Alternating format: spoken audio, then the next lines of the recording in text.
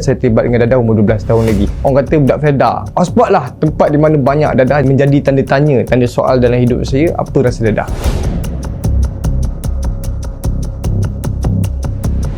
Saya Muhammad Izzaddin bin Abdullah. Saya merupakan bekas pesalah sekolah negeri di mana saya ditempatkan selama 3 tahun dekat sekolah negeri. Sekolah negeri sistem Jabatan Penjara Malaysia.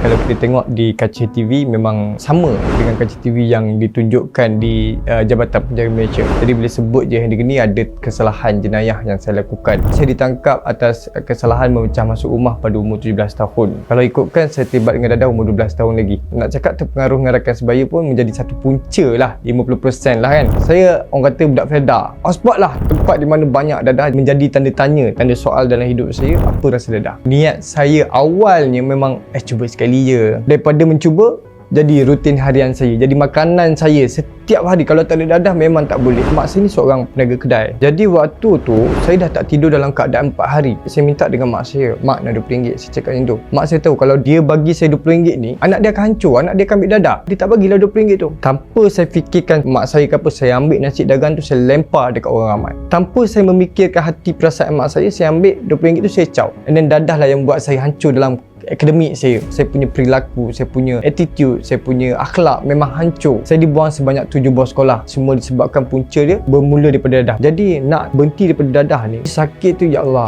Dia rasa badan kita ni sejuk, urat-urat ni rasa macam menyilu. Kalau berjalan pun kita rasa tulang-tulang kaki kita ni bergesel. And then rasa kejang, otot ni rasa macam tegang. Kalau ikutkan daripada umur 12 sampai umur 17, memang saya ligat lah, orang panggil ligat. Kalau polis cari je memang tak jumpa saya. Dengar polis cari, saya akan hilang. Sekelip mata macam magic. Bila kena tangkap je, waktu tu ya Allah, menangis saya. Bila hakim baca hukuman, Muhammad Izzaddin bin Abdullah, anda dijatuhkan hukuman selama 3 tahun kat sekolah negeri. Waktu tu ya Allah, kaki saya tak ada kekuatan. Terus rasa macam, ish, betul ke ni? Jadi saya dipapah oleh kedua anggota polis mahkamah, bawa ke lokas sementara. Jadi saya fikir, oh dunia aku dah hitam lah, dunia aku dah gelap lah, tak ada masa depan aku masuk negeri ni. Sewaktu saya nak dihantar ke sekolah negeri ni, bapak saya tengok saya tak ada slipper. Dia bagi slipper dekat saya. Dia sanggup jalan jauh dalam keadaan panas terik, yang saya ni dalam 5 langkah je boleh masuk ke kereta. Jadi itulah pengorbanan yang bapak saya bagi saya besar. Yang tu saya rasa macam saya kena berubah untuk dia. Jadi masuk dekat sekolah negeri, kami tak boleh balik rumah. Dan berjumpa pula dengan penjenayah satu Malaysia kan. Dekat sana kami hidup secara dom. Kami tak ada katil, tak ada tilam. Bukan kebajikan tak dijaga. Bila mana penjara bagi tilam ataupun bagi kemudahan kan, penghuni dekat dalam ni salah guna. Dia orang koyakkan, buatlah benda-benda yang lain kan. Kita orang mandi cangkung. Sebab apa? Sebab satu paip, satu gayung. Tadah gayung, mandi macam tu je.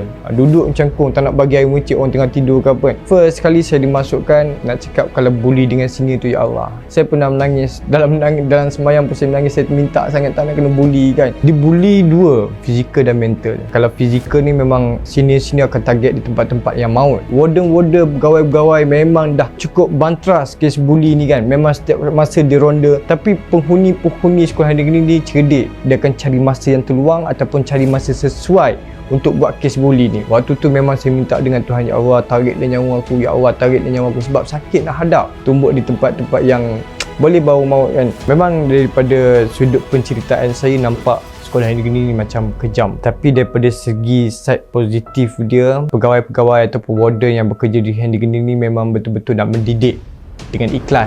Saya sangat sokong sistem yang digunakan oleh Jabatan Penjara di sekolah negeri ini. Memang sangat-sangat mendidik seseorang untuk menjadi insan. Inilah cara mendidik orang-orang macam kami. Jadi pengalaman manis saya, Allah hantar seorang anggota polis, Korporal Razif Hamzah, di mana saya dapat satu kata-kata, satu quote yang saya pegang sampai ke hari ini. Ini bukan awal yang buruk dan bukan akhir dalam hidup. Kita tersentap, kita rasa macam meremang bulu roma. Waktu tu saya rasa macam nak menangis. Jadi dekat negeri ni, dengan berbekalkan nasihat daripada Razif Hamzah ni, saya nak berubah. Saya banyak dapat membentuk diri saya, dapat ambil SPM dekat sekolah negeri dengan keputusan 5A SPM. Negeri ni bukan tempat berubah. Negeri ni tempat orang-orang macam kami belajar untuk berubah. Tempat sebenar-benar nak berubah adalah kat luar. Inilah medan perang kami. Kami bekalkan apa yang diajarkan oleh pegawai-pegawai, warden ataupun cikgu-cikgu negeri ni.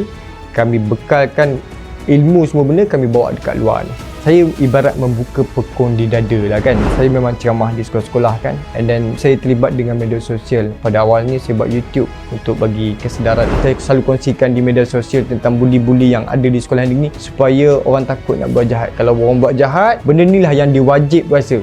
Wajib kena kat sekolah negeri ni. Saya terbitkan buku peluang kedua, penerbitnya Karang Craft. Saya terinspirasi daripada Dr. Iskandar Al-Haj. Dia bagi orang motivasi. Dia bagi saya satu semangat baru, Dr. Iskandar Al-Haj. Saya terbitkan buku peluang kedua ni untuk saya nak bagi motivasi kepada orang. Saya belajar dengan pengalaman hidup saya.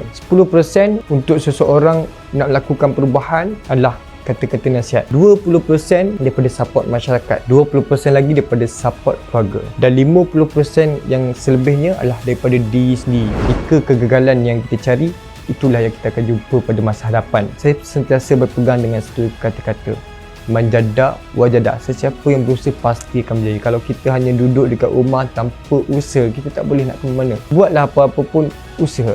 Kalau kita tengah ambil SPM, usaha. Walaupun kita tahu kita bodoh, kita kena usaha. Jadi usaha untuk mencari kerja, usaha untuk mencari peluang, insya-Allah kita akan dapat apa yang kita nak. Kepada sesiapa yang tak ada pekerjaan, di sini ada satu platform untuk orang yang nak mencari pekerjaan. Jangan rasa tak layak apa yang kita tak pernah fikirkan, insya-Allah kita akan dapat. Mau kerja, cari sampai ngam.